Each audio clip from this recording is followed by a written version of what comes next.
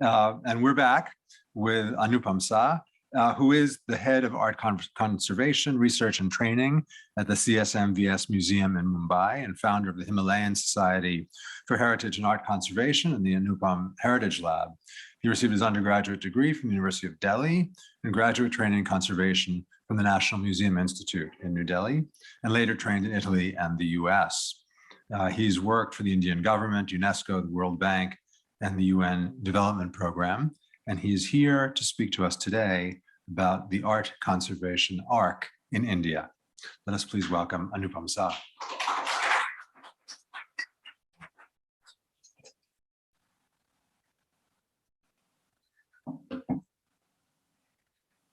Hello, very good afternoon, ladies and gentlemen. Mine is an overview, picking up from the threads which were laid out in the morning and which were there for us to feel yesterday from our experiences with the Japanese processes related to conservation of cultural heritage, essentially two-dimensional objects and sculptures, basically of wood, so to speak.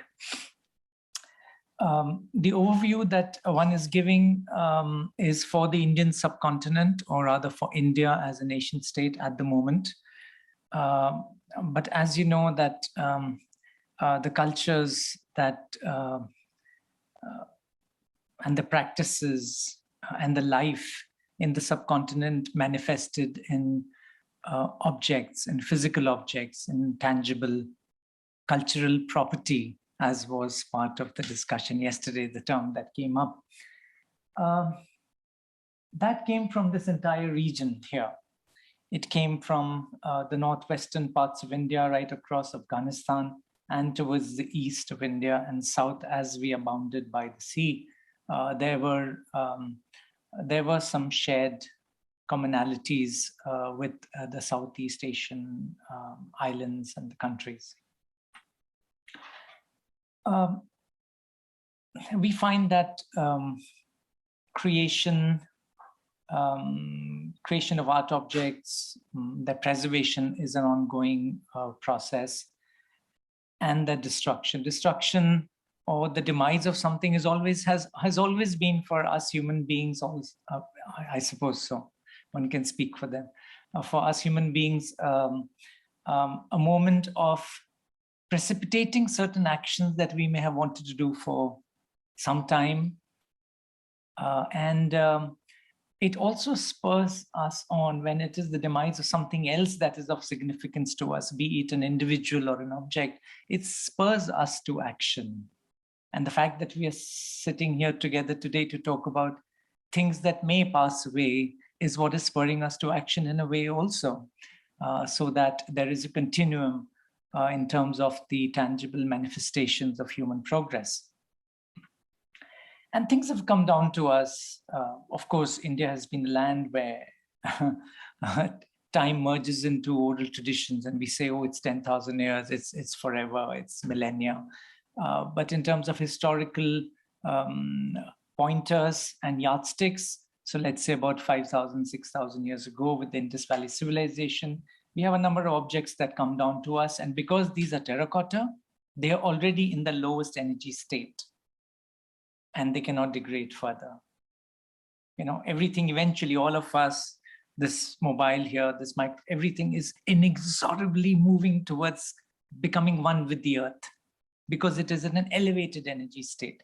I'm not speaking in those, I'm speaking pure nuts and bolts of modern day science. And these things are preserved by us for various reasons. If you see, what is it that people preserved earlier? I think they preserved utensils. They preserved their arms, their tools and equipment. I think those were the things that were of significance to them that time. Anything that we eventually perceive as of significance is what we strive to conserve. So in fact, one of the strategies, if we say what to do with the preservation of cultural heritage in India, I think it's about making people understand making us as children and mothers try to see what is the significance in things, because then we are slightly attuned towards making some efforts of preserving them, or making an effort to preserve them, or to repair them when we need to. But it is interesting that we do all that from a land which has always talked about letting go of material objects. There is this thing that we like to say, we don't practice it in daily life. I can assure you, all of us, all the billion of us, we want to go on with a life. We need our physical possessions. We are heavily engaged and invested in them. But yes, in terms of a concept, we do say, what is there? Even the soul is a bird. It'll just fly away. What to do of these things? Why bother? But that's another take. But yes, we do go and strive, and instead of immersing them in rivers and other things, we don't do it always in rivers. The idea is not to throw it away in some place where it might be disrespected. You put it under a tree, you put it in a water body or something. So that is what it is. So there's not any more to it than that fact that you would not like something that you are discarding to be disrespected, unless you consider it as worthy of just being dumped somewhere. So certain objects are repaired and conserved, and these objects have come down to us also because a great preservation mechanism did not unfold. A great preservation mechanism came to be when they built our museums and these repositories of objects, and they closed them. We often complain that, oh, we never see our objects, they just locked up away. But if it wasn't for them, I don't think these 2,000-year-old seated Buddhas from Afghanistan would be there to even conserve at the moment. So in a way, everything that happens for the good. And if we go with that, I think there's a lot to take care of in the years to come by us and our great-grandchildren too. Yesterday, there was this fantastic thing, there was this very practical point that someone made about putting things in a box. If you go back now to one of the earliest manifestations of, other than the rock art and other places, a good substantial body of painting of thousands and thousands and thousands of square feet is in the Ajanta or the Ajita caves in Aurangabad. The word got corrupted to Ajanta, it is Ajita. This is all volcanic flows of basalt, pillows of lava would flow and rest on top of each other. And then they carved these into these huge caverns, numbering 37, 38 of them. And every inch of these wall surfaces is plastered and covered with paintings. And they're all in a box. They're all in these thick walls with a microclimate that does not budge. It's a microclimate that is solid. It's almost an entity. It's a being which is just looking after all these paintings on the walls. Some paintings are there. The preservation at inception comes also from the various traditions. Fortunately, they're all living traditions at the moment. I think we are one lucky set of people in that part of the subcontinent where our boys and girls all of us who are getting into conservation and looking at it as a way to pass our life and to build up upon it. I think this is something that we have to take a little seriously, because with every development, and there's a lot of development happening, there's always every surge of development, there's a backwash, and there's erosion always in a backwash. And it is these living traditions that need to be studied a little objectively also now, other than just, the beauty of things and the intangible aspects of it, equally important, but the tangible is also important. So we must get to the nitty-gritties of that. And that is something that is happening. The training of people, whether it is the creation of the art itself, is often, we don't have too many texts, by the way. We have a list of texts that were mentioned earlier in the morning. We have a number of them, but we don't have too many. We don't have treatises which actually tell you how to do things. It is more something that has been passed down by experience and by language and by the oral tradition. And they say we should learn from history. Well, that is our history, so we should learn from it and try to document as much of our oral traditions as possible. When I showed you the Ajanta caves, they were down there in the southern western part of India in the Maharashtra state. I'll take you northeast to 11,000 feet at the Tawang Monastery in Arunachal Pradesh on the Indo-China-Bhutan border. The way they make their manuscripts, the way the paper is created, that little action, which is that little bit of ash she's putting on that, that is what is giving it its life.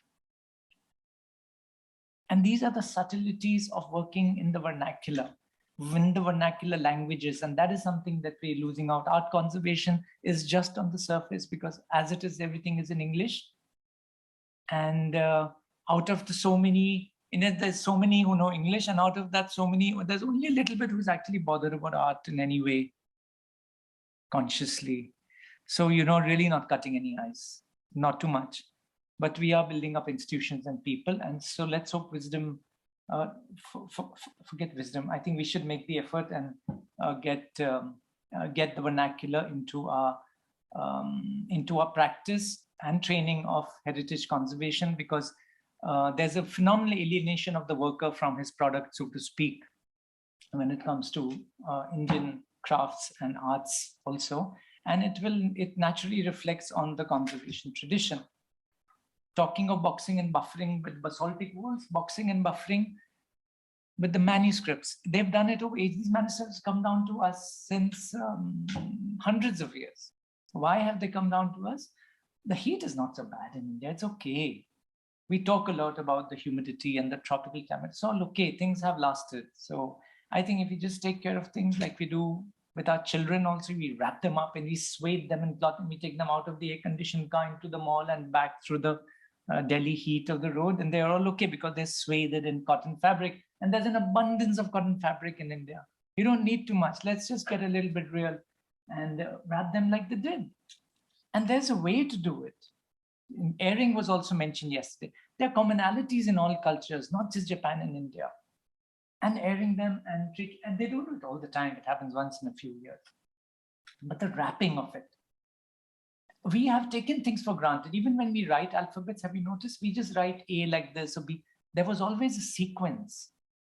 Our Japanese friends would know. They're very particular about the sequence of how we frame the letters. What stroke comes first and what stroke comes afterward. How do you wrap something with some diligence? If ever you're given a gift by me as an Indian and by a Japanese friend, you'll see how beautifully they've wrapped their gifts. It is something about the action and the sequence of wrapping that is extremely important. And all this is part of the subtleties of our human culture and our civilizations and our own growth as human beings and our sensitivities and how they manifest into action. And this is what makes for good curatorship. It makes for good conservation. It makes for good housekeeping. And then you take it forward. These are all traditional systems. So I'm not going to get too much into that. I'm going to stop on that part, which is these silk over the surface so that it doesn't abrade. Basic practical things. But then when you tell them that this is what conservation is about, it is not just this. It is, they want to wrap it in a particular manner. They want that little golden piece there to be positioned in such a way that every time they turn the manuscript to open it, it shines forth on their face like the sun. That is what they want. That is their little association with it. They hold manuscripts in reverence. And these are little things that are important as part of the conservation process. Otherwise, we'll also be a dry tree.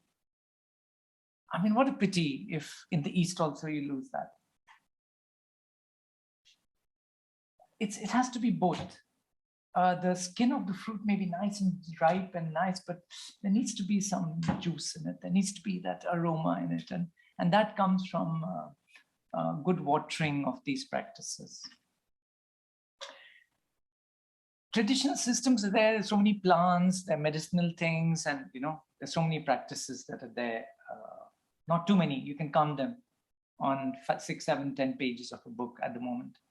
But when it came to modern conservation, and we go off towards the 1700s, the Asiatic Society was founded in the 18th century in Calcutta. And these were there these were there to preserve the botanical and the natural specimens, the geological specimens, the minerals and things like that, that were part of the survey and the exploration of India, because these were industrial materials. The pine cones from there, the shellac from there, the lac to be produced from the insects, the leaves that would give off these dyes, the roots that would give off this lovely red. So all these were documented and put into these repositories, into these museums, so to speak. And every department looked after their thing, which was also, I was thinking back this morning only, I was thinking it was actually nice. It wasn't general, okay, we'll look after everything, we are the do-gooders. No, no, no. Geology, okay, we'll set up this thing, we'll call it a museum, but you look after your department, dude. I'm not taking care of that. And I'm going to look after my botany section. I'm going to look after this. And we report to our bosses and make sure that all the samples they've collected from India for the greater good of the empire will be preserved properly. Because science was coming up in the West also at that time. And then practice came into this place. And then eventually, of course, there were explorations also in terms of the art and the culture of this place. The Archaeological Survey of India was established. Then what is called the chemical branch. It was 1917. We're looking at 20, no, what are we looking at? 100 years back? 2020. About 100 years back. So the chemical branch was established. And independence came in 1947, and we created a constitution which articulated it, one of its sections, which happens to be one of the, a lot of institutions, including the Indian National Trust for Art and Cultural Heritage, have used that as one of the things with which they begin the memorandum of association. That it's a duty, value and preserve. There are some other articles also.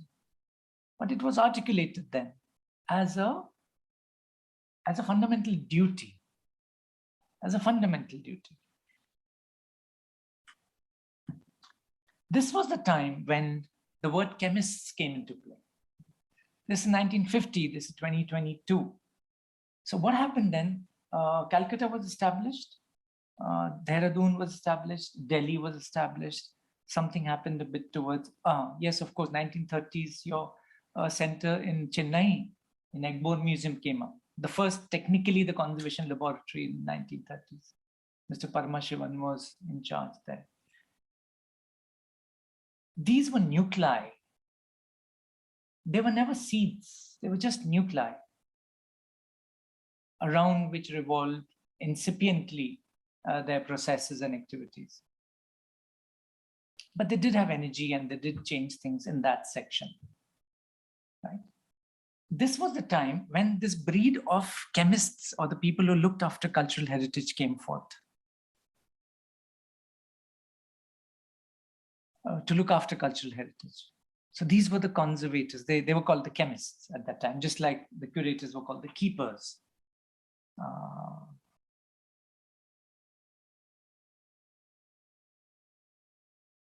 The vernacular systems of looking after art objects became one part. These became counterpoises, because then the people and the institutions looked after the designated cultural heritage of the country. So it became an institutional thing with their processes and the blessing of the government, of the powers that are. It was an edifice. And the vernacular carried on, regardless of it, many times in ignorance of it, not aware of it, not engaged with it, because they were far removed from it. And this was the time that the processes of industry came in. The electrolysis of the bronzes in Chennai came up. The lamination of the manuscripts with acetates and heat and other things came up. The varnish removal, so the coating of surfaces with all of that. Because with that also, the government was wise. The governments are always wise. It's a question of engaging and with them. They're us, actually. So that was the time. Education, of course, naturally was important, because that was the time when the temples of learning, the IITs and other institutions were also being established. Well, we had to send some conservators. We had to send some chemists for training to the motherland, so to speak, where we felt the culture of conservation did emanate from, or at least was visible and accessible. And that was the United Kingdom and to some extent Italy. And so a lot of our elders went there for their education. And then they came back, and essentially with the Archaeological Survey of India, because that was the formal institution. Now, what happened at that time was these were people who were essentially with science degrees and other things, and they worked in museums and these cultural institutions, and they took charge. And then in the 1990s, around the 30s, it's almost every generation there's something happening in India. So after generation from this, formal contemporary art conservation education came in the form of a master's program in India, in Delhi. And now you had art conservators coming in with a degree as masters in art conservation, which was never the case. Now what happens? Now there's this huge group of people who are already working in museums, and there's this young group of people. We were all cocky at that time, and because you studied something, you thought you knew it all. So naturally, there was suddenly between the elders for us at that time and the youngsters, there was some animosity that developed. The conservators, even though they were a degree program of a deemed university, were never accepted in the institutional circles. Neither were they part of the selection processes, because the selection processes, the rules still were the late 1900 rules, and that was okay. So technically, there was no position for them, even though there was education promulgated by the government, and there was no position for them to work there. And I think they slightly, first, initially they were together because they were youngsters and said, come on in, hop in, the water's fine, let's do this, let's study this, see these objects. But slowly, I think a chasm, there was a rift.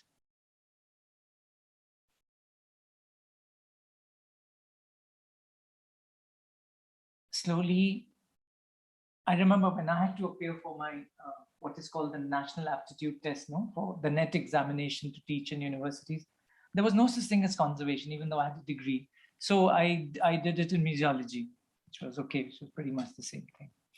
But the fact that it wasn't there, today, you can now appear for an exam for conservation of cultural heritage. And slowly, even though the positions are still not formalized for conservators to work in cultural heritage institution as conservators, you are allowed entry through contracts and other things. So there is slowly, there is it takes time, naturally. Newton's law does say there is a resistance to change. So it's slowly forming. And we have to look at it in a larger perspective and not just from our lifetimes. What happened with all this education and everything? What happened with all of this was that certain trainings in conservation became dominant.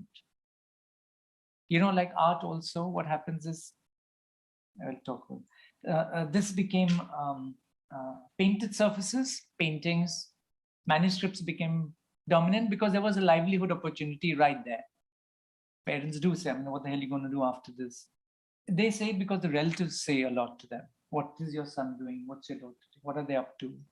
So there's a lot of social pressure to do something which is socially acceptable in India, other than financially, though financially being financially viable, that's also part of the conversation. So paintings and manuscripts came to the fore, and people started building competencies in that. And people are gifted in India. Fortunately, they have good hand skill, they have a good sensitivity, they're diligent, they're hardworking, and they make do, and they work hard at it. So just like the gathering of the birds in this Anwari Suhaili, which was made by commissioned by Emperor Akbar in his atelier. So there was this gathering of people from all over the country started flocking to Delhi for the master's program. And then what happened at that time was, there was a proliferation of a lot of informal workshops and training programs. And they flowered from the 1995 onwards in India. With the result, everybody got through with a 1-month program, 2 weeks workshop, and people actually started, like it's happening in India with curators nowadays. Everybody's putting a word curator on their visiting cards and going around saying, I'm a curator. It is, and it's happened with this. They didn't ever print cards, but they They were being accepted as con because they've had some training. It was a novelty. So while paper and manuscripts, while paper and paintings, both contemporary art and that got a lot of takers, there were very few takers for other materials. Slowly competence grew in that also. And now the next challenge in the next decade is for us more for, especially for textiles. Strangely, we've always taken our textiles for granted, even if it was that made our name famous around the world. So metals, textiles, then as you treat these, you come up with things like the English aspects of patina and, these words, which are then, they have to be engaged with from a local perspective to understand what we need, what we don't need. So fortunately, those conversations are ongoing with all the youngsters. I think India learns from its mistakes rather quickly. I think we're a little gifted in that thing. So that it augurs well, it augurs well. So things are coming up, people are good. One major thing that's happening, I'll take 5 minutes more, is one major thing that's happening is now we are realizing that we find our colleagues who are architects to be very great at structuring things. They have great competencies, which we don't want. And I think this is a time in India where art conservation is collaborating wisely with a lot of other professions. And since they're coming into our teams, we find the quality of the work so much more better in terms of documentation and recording and also structuring things, the architecture of things. And believe me, this next decade in India is also for historic interiors. A lot of architects are getting together with architects to work on historic interiors, on beautiful services and palaces, because everybody wants to preserve them. And this is also the time when the para-conservators are coming into play. That's another huge area of work, not just craftspeople. These are the people who work with carpets. We're starting these huge programs for them now because they are so much more required. Fantastic skills that have been honed over generations. Yeah. Textile people. So these are all the other ancillary professions that are coming up simultaneously. Conservation is not just for art conservators. It is a big ecosystem. And there are different competencies at different stages. And fortunately, we are looking at it a little bit right now at that, so that we can, so that it can all grow together and then precipitate when the things are right into good practice. Patronage and resources are also upcoming now. The risk, I was talking to Peter yesterday, it's a great risk in India at this moment because there are resources available. Ironically, we don't have enough supervisors and trained people to implement those in a wise manner with conservation thinking, so to speak. We're there with our competencies and our skills, but the thinking, and if you miss that out, hopefully we won't do too much harm. But this is something to really watch out for, and it's a word of caution. Two areas that we're picking up now is heritage science and technical art history. It's coming up really fresh just now. It's just been packaged and it's being delivered across the country. We're tying up with a few institutions. And when I say we, it is not just, I'm not just talking about the institution as CSMVS, but we're working across the country on that. It's somebody might be the medium, but that one. And simultaneously, we're looking at the entire regions in the country, and making our conservation efforts geographically being located in terms of the infrastructure, but also in terms of the approach to looking after their culture, because it is their culture that determines the use of their artifacts, right? We also find a phenomenal interdependence on systems, whether it is the what do you call this, the Chezokargian, or the way they make butter sculptures in this monastery there, because the zoos and the yaks have been moved out in a way because the animal husbandry department has brought in other cows. The quality of the milk is such that they're not able to make these butter sculptures anymore. And that is impacting their rituals. And that is going to impact their Silnian Rolmo, the instruments, and so it's interesting how it's all networked. We got to be able to step back and look at it a little bit from that distance. But then we get the picture. The same river looks different from a little distance.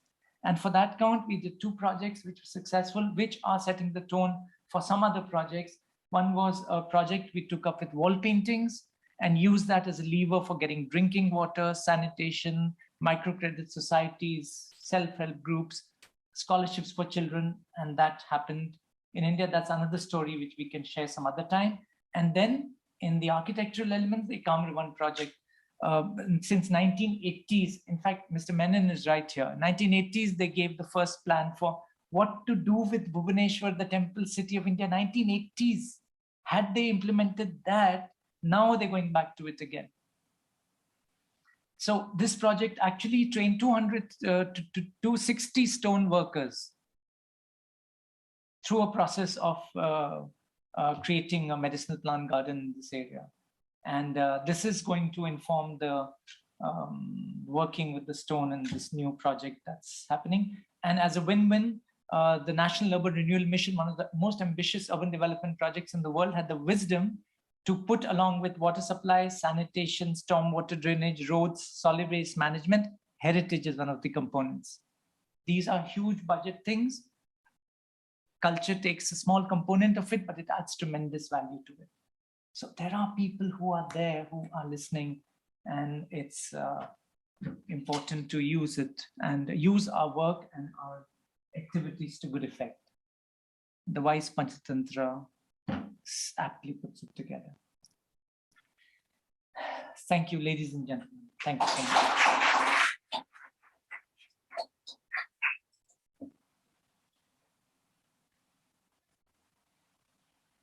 We have some time for questions.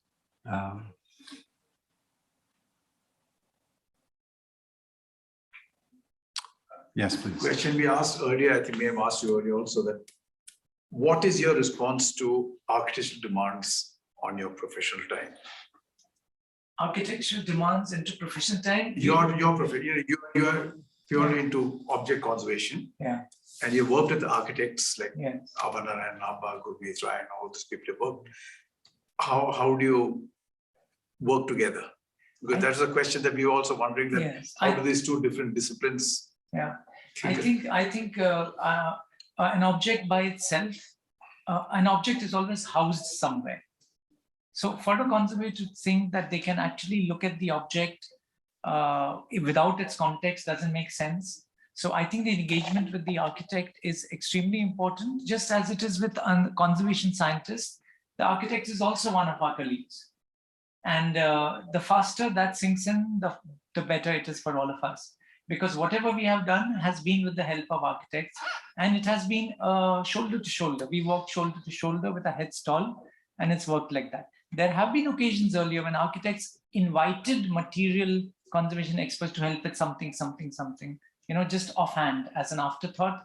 But they also realized that. So I think the thoughts are precipitating together for both the communities, and we are all the more richer for that in India. Could I just jump in and ask? Is that okay?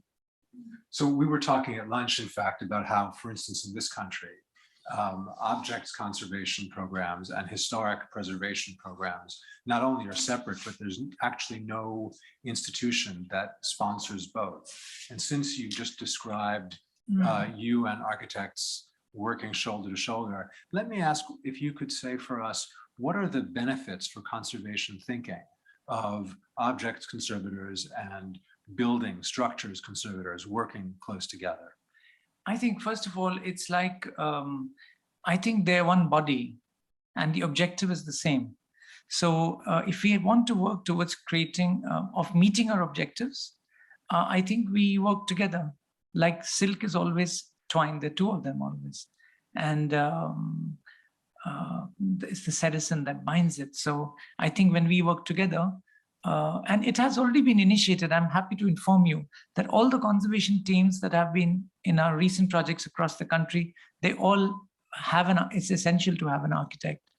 It's for the architects, it's a fact that they have other exigencies. They may not have an art conservator with them, but they are all in touch to ask that, can you team up? Right at the beginning of the program making stage, not later. Earlier it was much later, but it is all it's happening very fast, and it is extremely important that we work together because they're part of the same thing. They're both objects, one a little bigger, one a little smaller, but the materials are the same, and they have been the same across millennia, whether it's the stone or the lime or the brick or the bronze or the ceramic and the tapestry and the textile and the carpet and the rug, they're all the same. Otherwise, it's just a shell, which is also beautiful. Vinod in the back. Can I just speak loudly? Is that okay? Yes. Yeah, no, just a comment and a question. I think maybe reacting to Professor Menon's question, I've been part of many difficult debates with architects. I think the critical aspect often is, I think architects understand the human comfort really well, while in conservation, you understand the object comfort a lot more. And the way it's worked out well is to get the brief right for them to use. So whether it's use of light or use of temperature, humidity, whatever it is, I think architects do want to design the best building, right, and with human comfort in mind. So I think that clash should always be there, but it'll be good to get the brief right from the collections perspective, so that, I mean, it's happened with so many national museums, the new buildings that they come. But the question for you, Anupam, is, I think when you showed the example of things like the Ajanta caves, it's nice to have the bulk, right? And that helps in the passive climate control aspect. But the use of that has changed a bit. So right now we have a lot of visitors going, right? Visitors go, they breathe carbon dioxide, it'll affect the paintings. How would you resolve something like that? Because I think if nobody goes, it's perfect. Right? Yeah. But when people go, the same has happened to a lot of other tombs in other parts of the world. Yeah. So, well, that's the thing about your approach to it. We devised for the Archaeological Survey of India what we call the SENT system, S-E-N-T, which was a sequenced entry system. And what it will do is it will just decrease the shots a little bit. We have to also use the objects after all. The history of the use of the object is equally important, even philosophically. And that is what they have to be, unless you want to isolate it and make it completely like a cordon sanitaire, then it's up to you. That 38 caves, open them one at a time in a month. So these are choices that we have to make. These are choices we have to make. But our spiritual, our tangible upliftment of our knowledge and our heart and our soul, also by the gift of sight, is important. So we must strike a balance. From the ether, Savita Moni, it seems to me in India there are still many traditional conservators, this is in inverted commas, whose practice is informed by their deep personal spirituality or faith. Do you think this sentiment needs to be incorporated in some way into modern conservation training? And if so, any thoughts on how this could be done? Fortunately, in India, these are living traditions. And I think every conservator worth his salt, every person looking after their grandmother's little fabric which she wore on her wedding, they are naturally imbued with that sense of regard and respect. And that is a great asset. And fortunately, I see no signs of it being lost.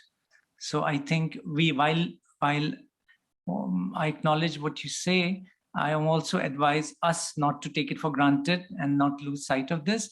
But the fact is that it is instilled in us very naturally, fortunately. So I think we are sound on that at the moment.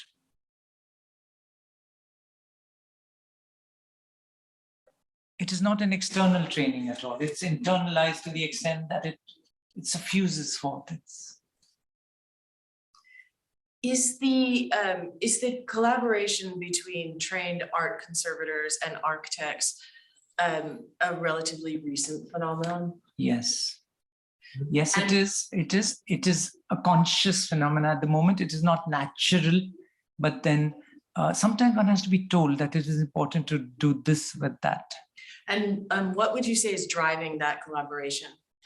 What is driving that collaboration is the fact that when architects are working with materials, see, this also has to go with a bit of training of the architects in India.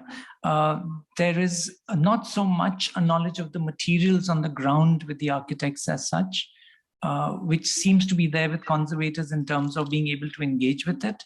And in the exigencies of a time when things have to be delivered at a certain time, outsourcing also is practical.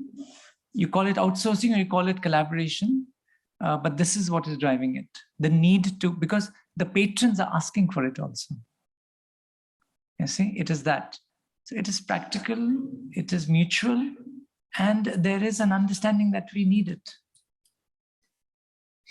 Right, so I would say, I'm sorry, to your point, Peter, that there's this division in terms of training. There's objects or fine arts conservation and there's buildings conservation, but it sounds like, and please correct me if I'm wrong, within India, while you may have conservation architects, so architects who work on historic monuments and built heritage, where study of materials and deterioration mechanisms and treatments with regards to the specificities of materials and conditions, that happens at the level of the art conservators in the Indian context. Is that correct? Yes. So the architects have that training. And for example, the new masters that's coming up now in art conservation in India, it actually has a semester with for architectural. You cannot treat anything without the engagement of the architect. I didn't answer that exactly completely, but yeah. It's fine. Thank you. Yes, thank you, Sanjay. No, I was just wanting to mention that it's almost 25 years that the first architect Engagement. material collaboration happened. So it's been quite some time. But the important thing is now institutions are asking for these collaborations. So that when architects bid for projects, they have to have a conservator. material person. So it's now becoming a legal requirement. So that's driving a lot of things now. So a lot of projects actually want material person as an advisor or something like that. So. Yeah, and another thing that's happening in India just now is we've realized we need to immortalize our memories, our institutions, our corporate ideas. So there's a profusion of growth of archives and preservation of memories of either your gurus or your leaders or your family members or your house or the memories of your house. There has suddenly become this desire to be there forever. It's a strange time in history that it has happened. It's the stuff of literature, what's happening. And that's also driving requirement for people to look after things. Thank you. Thank you very, very much. Thank you.